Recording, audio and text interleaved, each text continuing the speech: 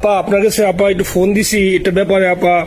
আমরা তো এখানে নিউ ইয়র্ক মহানগরে আপা যারা আছি এমদাদ ভাই নেতৃত্বে। সাবেক প্রধানমন্ত্রী শেখ হাসিনার সঙ্গে ফোনে কথা বলার পর অডিও ক্লিপ সামাজিক যোগাযোগ মাধ্যমে ছড়িয়ে দেওয়ার অভিযোগে বহিষ্কার করা হয়েছে যুক্তরাষ্ট্রের নিউ ইয়র্ক মহানগর Awami League Jackson Heights unit কমিটির সাধারণ সম্পাদক মোহাম্মদ তানভীর কায়সারকে। তিনি গত 12 সেপ্টেম্বর সাবেক প্রধানমন্ত্রী শেখ হাসিনার সঙ্গে ফোনালাপের পর তার সেই অডিও ক্লিপ সামাজিক যোগাযোগ মাধ্যমে ছড়িয়ে দেন। নিউ ইয়র্ক মহানগর আওয়ামী লীগ সভাপতি রফিকুর রহমান মঙ্গলবার একটি লিখিত আদেশে মোহাম্মদ তানভীর কায়সারকে বহিষ্কার করেন। উক্ত বহিষ্কারাদেশে উল্লেখ করা হয়, বারবার সতর্ক করা সত্ত্বেও তানভীর কায়সার দলের নীতি, আদর্শ, চেতনা ও মূল্যবোধ বিরোধী কর্মকাণ্ডে লিপ্ত থাকায় তাকে দলীয় সিদ্ধান্তে বহিষ্কারের সিদ্ধান্ত নেওয়া হয়।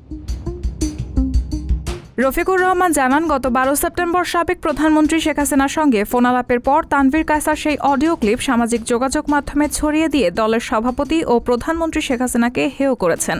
একজন দলীয় কর্মী হয়ে এমন অপরাধমূলক কর্মকাণ্ডে জড়িত ব্যক্তি দলে থাকার কোনো অধিকার নেই। তাই গত সোমবার নিউ ইয়র্ক মহানগর আওয়ামী লীগ নেতাকর্মীদের সিদ্ধান্তে তাকে বহিষ্কার করা হয়েছে। এদিকে ঘটনার পর থেকে তানভীরের ফেসবুক অ্যাকাউন্টের প্রোফাইল বন্ধ রয়েছে। ফোনালাপে তিনি যুক্তরাষ্ট্র আওয়ামী লীগের বেশ কয়েকজন নেতার নাম উল্লেখ করেন। তিনি বলেন, ওই নেতাদের সাথে তিনি আন্দোলন করবেন, কিন্তু তিনি নিজেই বাংলাদেশে আওয়ামী লীগের হাতে নির্যাতিত দাবি করে যুক্তরাষ্ট্রের রাজনৈতিক আশ্রয় নিয়েছেন বলে জানা গেছে। রায়হানা মুন, সবার কথা।